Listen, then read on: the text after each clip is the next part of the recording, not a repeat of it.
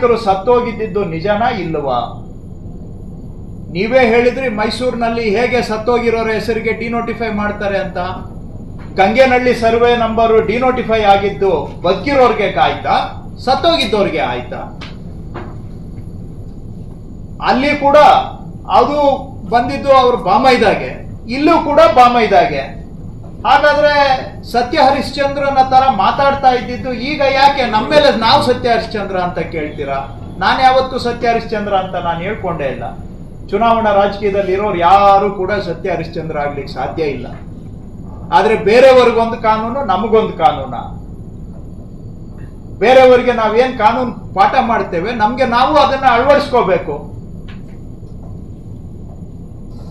ಈ ಪ್ರಶ್ನೆಗಳಿಗೆ ಅವರು ಉತ್ತರ ಕೊಡ್ಲಿ. ನಾನು ಮತ್ತೊಮ್ಮೆ ರಿಪೀಟ್ ಮಾಡ್ತೇನೆ, ಈ ಜಮೀನಿಗೆ ಸಂಬಂಧನೇ ಇಲ್ಲದೆ ಇರುವಂತಹ ರಾಜಶೇಖರಯ್ಯನವರಿಗೆ ಹೆಸರಲ್ಲಿ ಅರ್ಜಿಯನ್ನ ತೆಗೆದುಕೊಂಡು ಡಿನೋಟಿಫಿಕೇಶನ್ಗೆ ಫೈಲ್ ಪುಟಪ್ ಮಾಡಿ ಅಂತ ಹೇಳಿದ್ದು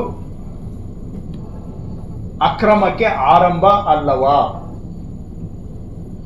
ಡಿನೋಟಿಫಿಕೇಶನ್ಗೆ ಫೈಲ್ ಪುಟಪ್ ಮಾಡಿ ಅಂತ ಹೇಳಿ 2 ದಿನದಲ್ಲಿ ನಿಮ್ಮ ಕುಟುಂಬದವರು ಅದನ್ನ ಜಿಪಿಎ ಮಾಡಿಕೊಂಡಿದ್ದು ಲಾಭ ಮಾಡಿಕೊಳ್ಳುವ ಉದ್ದೇಶದಿಂದ ಹೌದಾ ಅಲ್ಲವಾ? ಡಿನೋಟಿಫಿಕೇಶನ್ ಆಗಿದ್ದು ಸತ್ತೋದವರ ಹೆಸರಿಗೆ ಹೌದಾ ಇಲ್ಲವಾ? ಅದಾದ ನಂತರ ಡಿನೋಟಿಫಿಕೇಶನ್ ಆಗಿದ್ದ ಬೆಳೆ ಬಾಳುವಂತ ಜಮೀನು ನಿಮ್ಮ ಕುಟುಂಬದ ಸದಸ್ಯರ ಹತ್ರ ಇದೆಯಾ ಇಲ್ಲವಾ? ಇವೆಲ್ಲವೂ ಕೂಡ ನಿಮ್ಮ ಕುಟುಂಬದ ಸದಸ್ಯರ ಲಾಭಕ್ಕಾಗಿ ಡಿನೋಟಿಫಿಕೇಶನ್ಗೆ ಚಾಲನೆ ಕೊಟ್ಟವರು ಯಾರು? ಈ ಪ್ರಶ್ನೆಗಳಿಗೆ ಅವರು ಉತ್ತರ ಕೊಟ್ಟರು.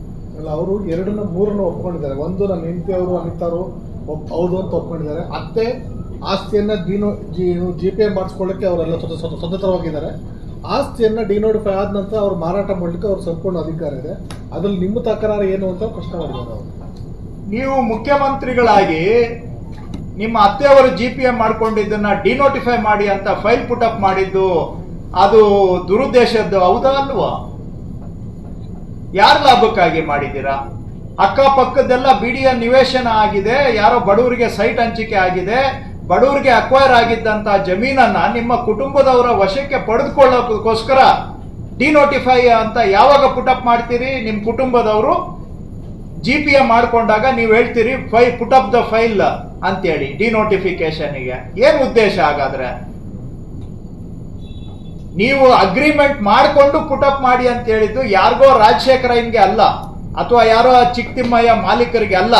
ಅದು ನಿಮ್ ಕುಟುಂಬಕ್ಕೆ ಬಂದು ಸೇರ್ಕೊಳ್ಬೇಕು ಅಂತೇಳಿ ಆಯ್ತು. ನಿಮ್ ಕುಟುಂಬದವರು ಅದನ್ನ ಅರ್ಜಿ ಹಾಕೊಂಡಿದ್ದಿದ್ರೆ ಪರವಾಗಿಲ್ಲ.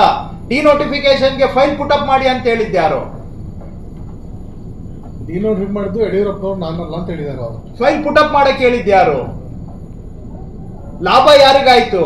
ಲಾಭ ಯಡಿಯೂರಪ್ಪನವ್ರಿಗಾಯ್ತಾ, ಕುಮಾರಸ್ವಾಮಿ ಅವ್ರ ಕುಟುಂಬಕ್ಕಾಯ್ತಾ? ನೀವು ಅದೇ ಹೇಳ್ಬೋದು. ಮೈಸೂರಿನಲ್ಲೂ ಕೂಡ ಅದು ಜಾಗ ಜಮೀನ್ ತಗೊಂಡಿದ್ದು ಅವರ ಬಾಮೈದ ಅಂತ ಹೇಳ್ಬೋದು. ಅಲ್ಲಿ ಮಾತ್ರ ನೀವು ಪುಂಖಾನುಪುಂಖವಾಗಿ ಏನೇನೋ ಆರೋಪ ಮಾಡಿದ್ರಿ. ಸತ್ತೋಗಿರೋರ ಹೆಸರಿಗೆ ಡಿನೋಟಿಫೈ ಆಯ್ತು, ಹೆಂಗಾಗುತ್ತೆ ಸಾಧ್ಯ? ಕಾನೂನಲ್ಲಿ ಎಲ್ಲ ಅವಕಾಶ ಇದೆ ಅಂತ ಮಾತಾಡಿದ್ರಿ. ಇದ್ರಲ್ಲಿ ಹೆಂಗೆ ಆಗುತ್ತೆ ಹಾಗಾದ್ರೆ ಸತ್ತೋಗಿರೋರ ಹೆಸರಿಗೆ ಡಿನೋಟಿಫಿಕೇಶನ್? ನೀವು ಕೇಳಿದ ಪ್ರಶ್ನೆನ ನಾನು ನಿಮ್ಗೆ ಕೇಳ್ತಾ ಇದ್ದೀನಿ, ಉತ್ತರ ಕೊಡಿ.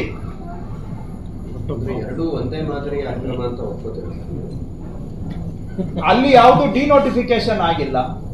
ಅಲ್ಲಿ ಎಲ್ಲೂ ಕೂಡ ಸಂಬಂಧ ಇರೋರು ಯಾರು ಕೂಡ ಇವ್ರು ಯಾರು ಅದರಲ್ಲಿ ಎಲ್ಲೂ ಫೈಲ್ ಪುಟಪ್ ಮಾಡಿ ಅಂತ ಬರ್ದಿಲ್ಲ.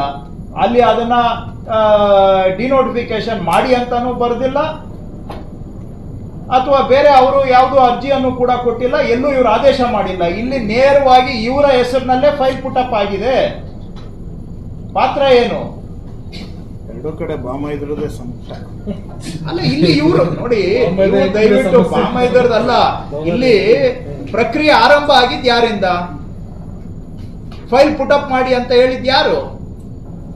ಅಂಡ್ ಅರ್ಜಿ ಇರೋದು ಡಿನೋಟಿಫಿಕೇಶನ್ಗೆ, ಬೇರೆ ಏನಕ್ಕೂ ಅಲ್ಲ. ಅರ್ಜಿ ಕೊಟ್ಟಿದ್ದು ರಾಜಶೇಖರಯ್ಯ. ಯಾರು ರಾಜಶೇಖರಯ್ಯ? ಇವತ್ತವರೆಗೂ ಎಲ್ಲನ ಸಿಕ್ಕಿದಾರ ನಿಮ್ಗೆ? ಯಾರ್ದೋ ಬೇನಾಮಿ ತಗೊಂಡಿದಾರ? ರಾಜಶೇಖರಯ್ಯನ ಜಮೀನ ಅದು? ಅವ್ರದ್ದು ಇದೆಯಲ್ವ ಸರ್, ಎಂತ ಆಧಾರು? ಆವಾಗ ಎಲ್ಲಿತ್ತು?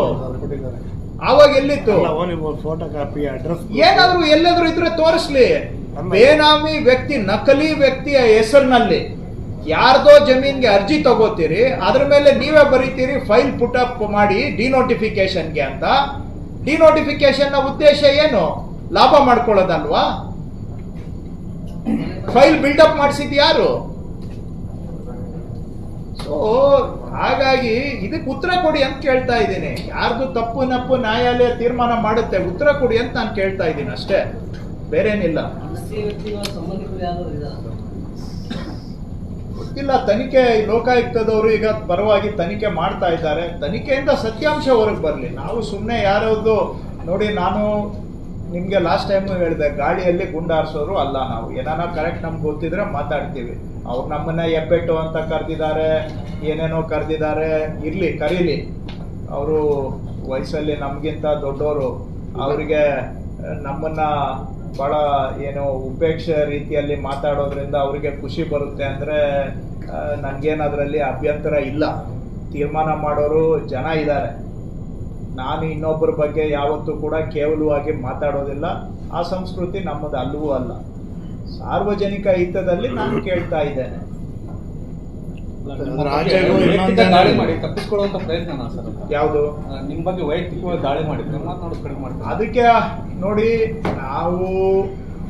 ನಾವೇನು ಅವರು ನಮ್ಮನ ಬಗ್ಗೆ ಕೇವಲವಾಗಿ ಮಾತಾಡ್ತಾರೆ ಅಂತ ನಾವು ಕೇಳೋ ಪ್ರಶ್ನೆಯನ್ನ ಕೇಳೋದೇನು ಬಿಡೋದಿಲ್ಲ. ನಾನೇನಾದ್ರೂ ಕೇಳಿದ್ರಲ್ಲಿ ತಪ್ಪು ಇದ್ರೆ ನೀವು ಸರಿಪಡಿಸಿ. ಇಲ್ಲ ನೀವು ಕೇಳ್ತಾ ಇರೋದ್ರಲ್ಲಿ ಅರ್ಥ ಇಲ್ಲ ಅಥವಾ ಇದಕ್ಕೆ ಒಂದಕ್ಕೊಂದು ತಾಳೆ ಆಗ್ತಾ ಇಲ್ಲ ಅಂತ ಯಾರು ಬೇಕಾದರೂ ನಮ್ಮನ್ನು ಪ್ರಶ್ನೆ ಮಾಡ್ಬೋದು. ಅದು ಬಿಟ್ಟು ನನ್ನ ಮೇಲೆ ವೈಯಕ್ತಿಕವಾಗಿ ಟೀಕೆ ಮಾಡೋದ್ರಿಂದ ನಾವೇನಾದ್ರಿಂದ ವಿಚಲಿತರಾಗಕ್ಕಾಗೋದಿಲ್ಲ. ಸಾರ್ವಜನಿಕ ಜೀವನದಲ್ಲಿ ಇವೆಲ್ಲವೂ ಕೂಡ ಇದ್ದೇ ಇರ್ತವೆ. ಅದನ್ನ ನಾವು ಫೇಸ್ ಮಾಡ್ಕೊಳ್ಬೇಕಾಗುತ್ತೆ, ನಾವು ಫೇಸ್ ಮಾಡ್ಕೊಳ್ತೇವೆ. ಆದರೆ ನಾನು ಅವ್ರ ರೀತಿಯಾಗಿ ಒಬ್ಬರ ಬಗ್ಗೆ ಇನ್ನೊಬ್ಬರ ಬಗ್ಗೆ ಕೇವಲವಾಗಿ ನಾನು ಮಾತಾಡೋಕೆ ಹೋಗಲ್ಲ. ನಾನು ಇದೇ ಅಲ್ಲ, ಬೇರೆ ಯಾವುದೇ ವಿಷಯ ಮಾತಾಡಿದ್ರು ಕೂಡ ನಾವು ವಿಷಯ ಆಧಾರವಾಗಿ ಇಟ್ಕೊಂಡು ಮಾತಾಡ್ತೀವಿ ಬಿಟ್ರೆ ವ್ಯಕ್ತಿ ಕೇಂದ್ರೀಕೃತವಾಗಿ ನಾವು ಮಾತಾಡೋದಿಲ್ಲ. ಇದು ಪಕ್ಕಾ ಕ್ಲಿಯರ್ ಡಿನೋಟಿಫಿಕೇಶನ್ ಕೇಸ್. ಇವರೇ CM ಇದ್ದಾಗ ಡಿನೋಟಿಫಿಕೇಶನ್ಗೆ ಫೈಲ್ ಪುಟಪ್ ಮಾಡಿ ಅಂತ ಇವರೇ ಬರೆದಿದ್ದಾರೆ. ಇವರ ಕುಟುಂಬದವರೇ ಆಸ್ತಿನ GPA ಮಾಡ್ಕೊಂಡಿದ್ದಾರೆ. ಇದಕ್ಕೆ ದುರ್ಲಾಭದ ಉದ್ದೇಶ ಇತ್ತಾ ಇಲ್ಲವಾ ಅಷ್ಟೇ ನಾನು ಕೇಳ್ತಾ ಇದ್ದೀನಿ. ಇದರಲ್ಲಿ ದುರ್ಲಾಭದ ಉದ್ದೇಶ ಇಲ್ಲ ಅಂದ್ರೆ ಇನ್ನೆಂತ ಕೇಸಲ್ಲಿ ಇರುತ್ತೆ? ಅದಕ್ಕೆ ಅವರು ಉತ್ತರ ಕೊಡ್ಲಿ. ಅದನ್ನ ಬಿಟ್ಟು ನನ್ನ ಮೇಲೆ ಅವರು ಟೀಕೆ ಟಿಪ್ಪಣಿ ವೈಯಕ್ತಿಕವಾಗಿ ಕೇವಲ ಹೇಳಿಕೆಗಳು, ಜನ ತೀರ್ಮಾನ ಮಾಡ್ತಾರೆ ನಾಳೆ ಯಾರು ಸರಿಯಾಗಿ ಹೇಳಿದ್ದಾರೆ ಯಾರು ತಪ್ಪು ಹೇಳಿದ್ದಾರೆ, ಅದು ಜನಗಳ ತೀರ್ಮಾನಕ್ಕೆ ಬಿಟ್ಬಿಡ್ತೇನೆ. ಸರಿ, ರಾಜ್ಯಪಾಲರು ಏನ್ ಸರ್ ಮತ್ತೆ ಸರ್ಕಾರದ ಭಾರತೀಯ ಲವ್ ಆಗ್ತಾ ಇದೆ, ಪದೇ ಪದೇ ಪತ್ರ ಬರೀತಾ ಇದ್ದಾರೆ ಲವ್ ಲೆಟರ್ಗಳನ್ನ.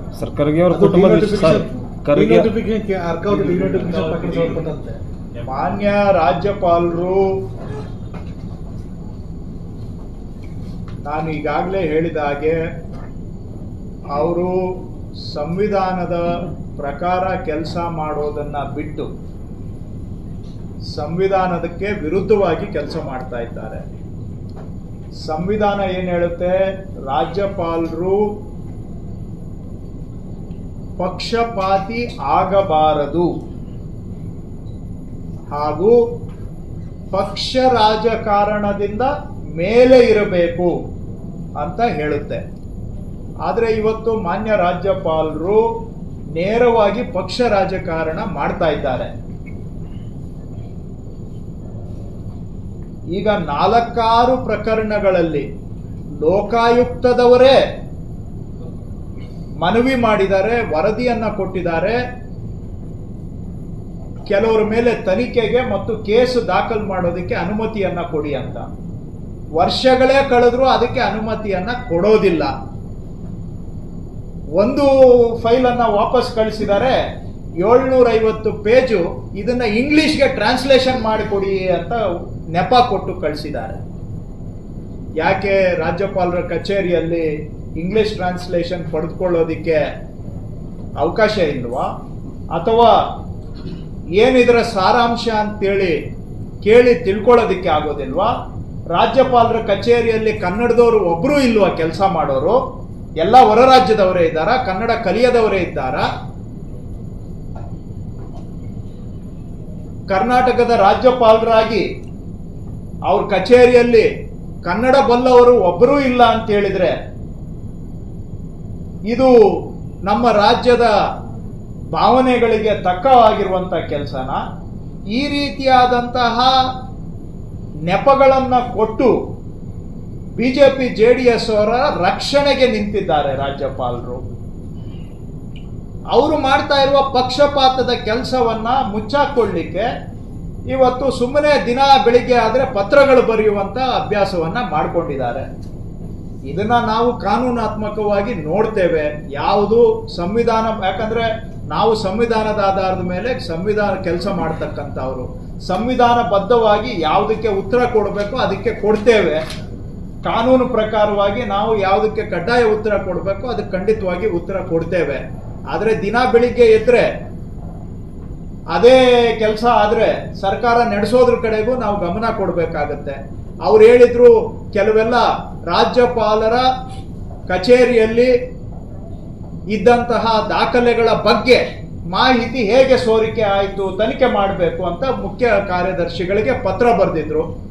ನಿನ್ನೆ ಮುಖ್ಯಮಂತ್ರಿಗಳು ಹೇಳಿದ್ದಾರೆ ಅವರ ರಾಜ್ಯಪಾಲರ ಪತ್ರದ ಹಿನ್ನೆಲೆಯಲ್ಲಿ ಸರ್ಕಾರ ಪರಿಶೀಲನೆ ಮಾಡಿ ನೋಡಿದಾಗ ಇದೆಲ್ಲ ಸೋರಿಕೆ ಆಗಿರೋದು ಮಾನ್ಯ ರಾಜ್ಯಪಾಲರ ಕಚೇರಿಯಿಂದಾನೆ ಅಂತ ಗೊತ್ತಾಗಿದೆ.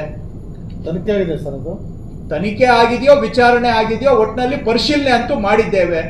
ಪರಿಶೀಲನಾ ಸಂದರ್ಭದಲ್ಲಿ ತಿಳಿದು ಬಂದಂತಹದ್ದು ಇವೆಲ್ಲ ದಾಖಲೆಗಳು ಲೀಕ್ ಆಗಿರೋದು ರಾಜ್ಯಪಾಲರ ಕಚೇರಿಯಿಂದಾನೆ ಅಂತ. ವಿಚಾರಣೆ ಯಾರು ಮಾಡಿದ್ರು ಏನು ಅದು ಬಹುಶಃ ಗೌಪ್ಯತೆಯ ವಿಷಯ ಆಗುತ್ತೆ, ನಾನು ಹೇಳಲಿಕ್ಕೆ ಹೋಗೋದಿಲ್ಲ. ನಿನ್ನೆ ಮುಖ್ಯಮಂತ್ರಿಗಳು ಹೇಳಿದ್ದಾರೆ ವಿಚಾರಣೆಯಿಂದ ತಿಳಿದು ಬಂದಿರೋದು. ಹೆಚ್ಚಿನ ವಿಡಿಯೋಗಳಿಗೆ ಪ್ರತಿಧ್ವನಿ ಯೂಟ್ಯೂಬ್ ಚಾನೆಲ್ ಸಬ್ಸ್ಕ್ರೈಬ್ ಮಾಡಿ, ಬೆಲ್ ಐಕಾನ್ ಕ್ಲಿಕ್ ಮಾಡಿ.